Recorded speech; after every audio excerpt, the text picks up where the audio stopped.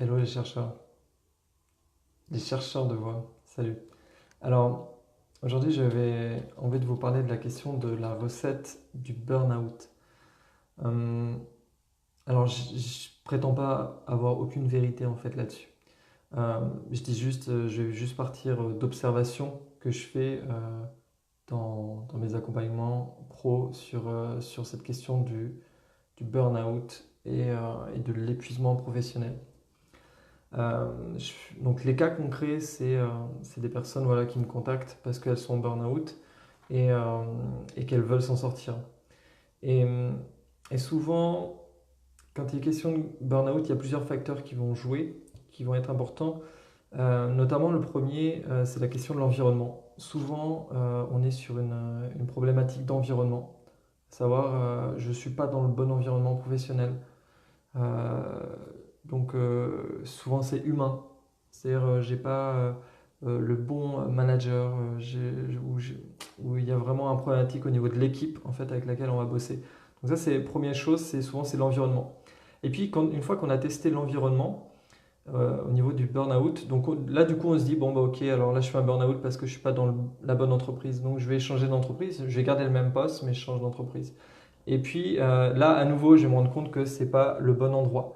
Donc, ok. Et puis je vais réessayer en fait une seconde fois, une nouvelle fois encore. Je vais essayer une autre entreprise. Et au bout peut-être de deux, trois fois, j'ai commencé à me dire bon, si c'est pas le bon job là que je suis en train de faire et que je suis encore en burn-out, il est probable que ce soit pas que la question de l'environnement, mais que ce soit aussi une autre question qui soit plus profonde en fait. Et ce que j'observe dans la majorité des cas, en fait dans 100% des cas des gens que j'accompagne, salut Nathalie, salut Anna June, c'est que le problème il vient de l'intérieur, à savoir je suis pas connecté avec ma nature profonde. Et d'accord, et comment je fais pour me connecter à ça? Parce que souvent, le truc, c'est que on a construit l'édifice de notre profession, de la profession qu'on veut faire, sur une base qui n'était pas solide.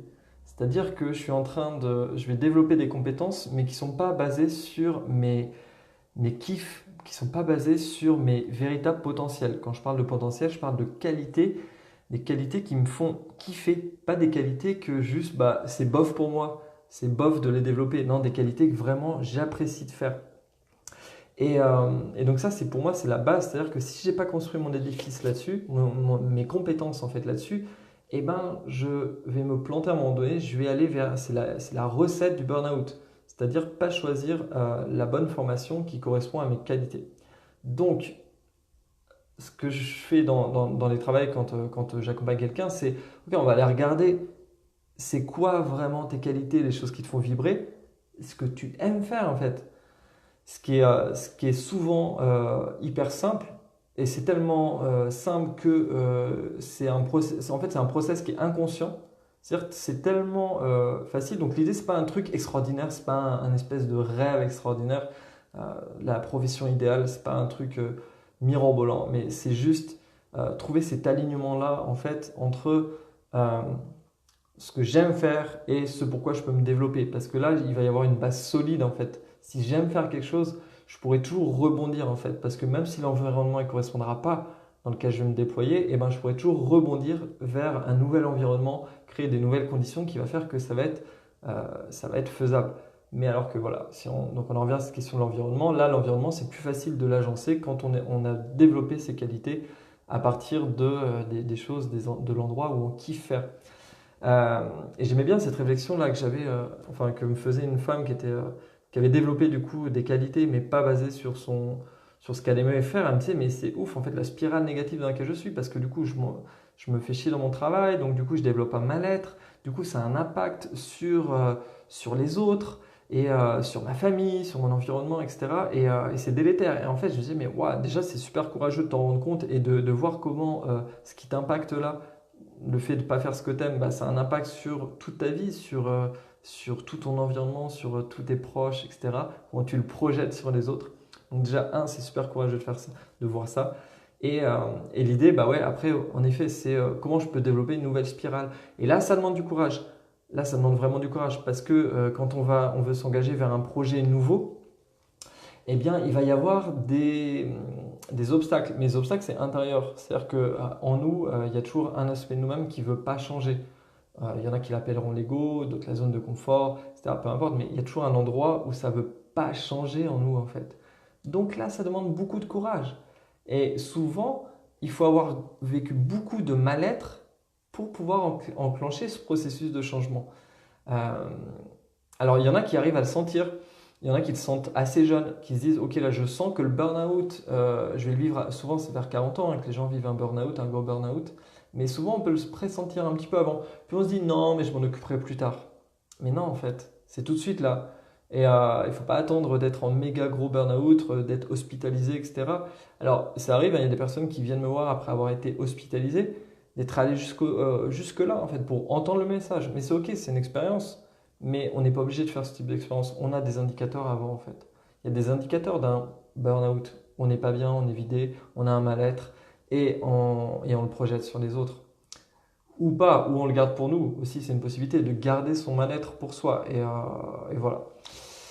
Donc voilà, c'était ce que je voulais vous partager par rapport à la question du burn-out que j'observe souvent. Et en fait, il faut savoir que pourquoi je le vois aussi souvent, parce qu'en fait, il y a 74% rien qu'en France des Français qui n'utilisent pas leur potentiel. T'imagines, 74%? Mais c'est juste un truc de dingue en fait.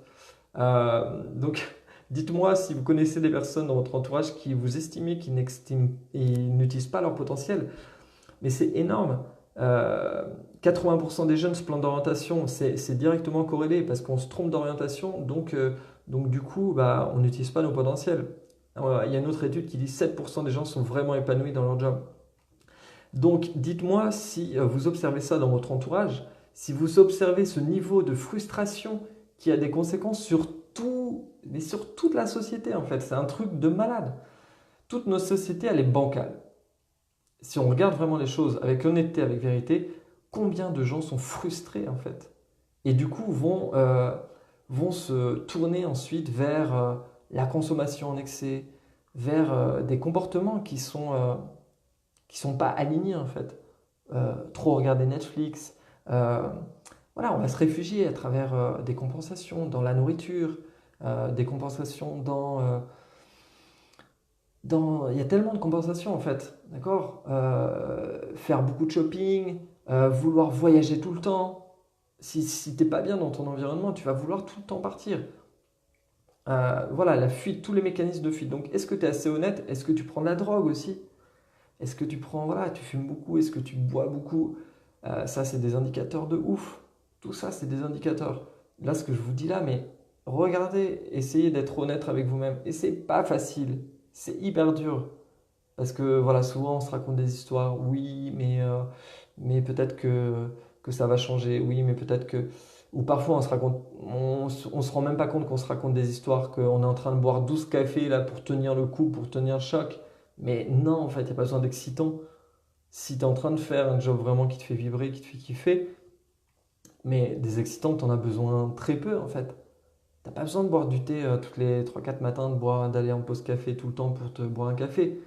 Parce que ton job, il te nourrit à l'intérieur. Et en fait, c'est ça. Moi, le but, c'est, OK, comment est-ce que je peux trouver un truc qui me nourrit vraiment, qui m'apporte une nourriture intérieure, c'est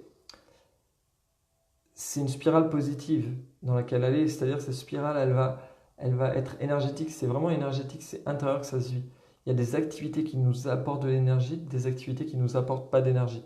Donc, le but, c'est de faire la balance, d'aller vers un 70% qui m'apporte de l'énergie et 30% qui m'apporte pas moins d'énergie, plutôt que l'inverse, que d'aller vers un 30% qui me, qui m'a- qui me fait vibrer et 70% où ça m'apporte pas du tout d'énergie. Souvent, la plupart des gens, quand ils bossent, ils sont plutôt dans cette tranche-là, 70-80% de trucs qu'ils aiment pas faire. Et il y a juste un petit peu, il y a 10, 20, 30% de ça va, c'est cool.